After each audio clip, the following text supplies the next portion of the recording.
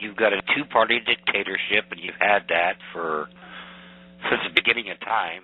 I mean, even Abe Lincoln, who people consider a patriot, he was ready to arrest Southern governors because they didn't want to go along with his freeing the slaves thing. Now, whether Abe Lincoln was right or wrong, that's not the point. Right. He was a president of the United States. He shouldn't be threatening to arrest governors because they didn't agree with him. Right. That sounds like, Hugo Chavez. That sounds like, Fidel Castro. That sounds like, Chairman Mao. That doesn't sound like an American president, but he did that.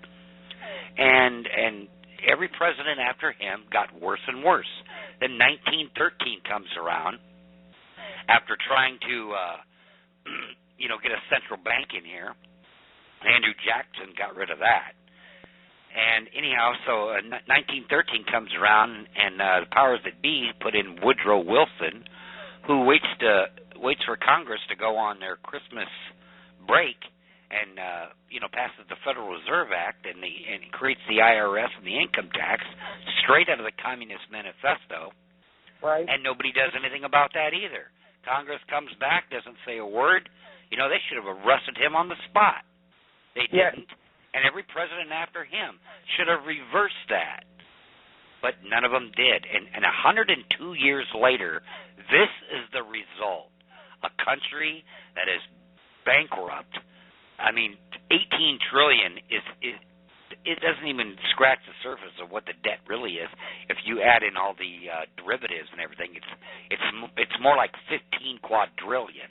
Yeah, absolutely. Brothers and sisters and fathers, when are we going to stop allowing them to send them to the slaughter? I don't see it happening. I mean, because number one, the powers that be, they don't have an original idea.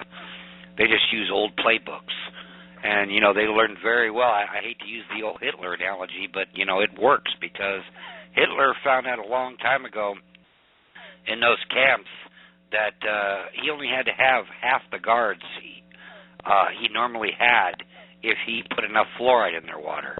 It makes you docile. It makes you weak. It makes you not care.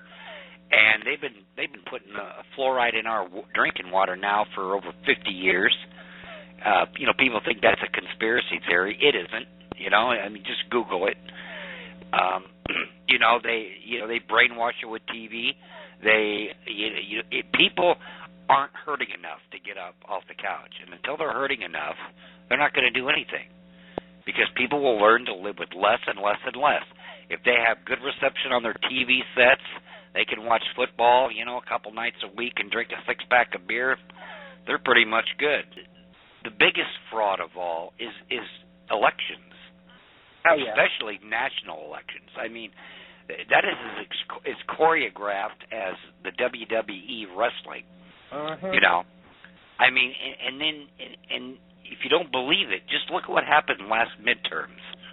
Yeah. They threw all these Democrats out, put all Republicans, and what are the Republicans doing now?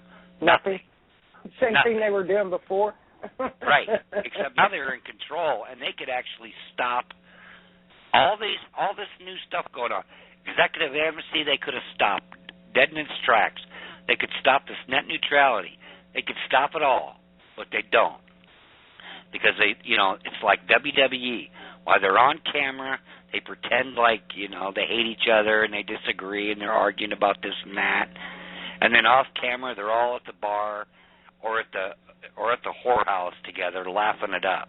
I mean, 20 years ago, if you were caught insider trading in Congress, you wouldn't have a job for very long. Now they just make a law where insider trading is okay if you're a member of Congress. And they don't even blink, they don't even bat an eye because no one's held accountable. I mean, they can get caught red-handed and go in front of Congress and lie on live TV, and nothing happens.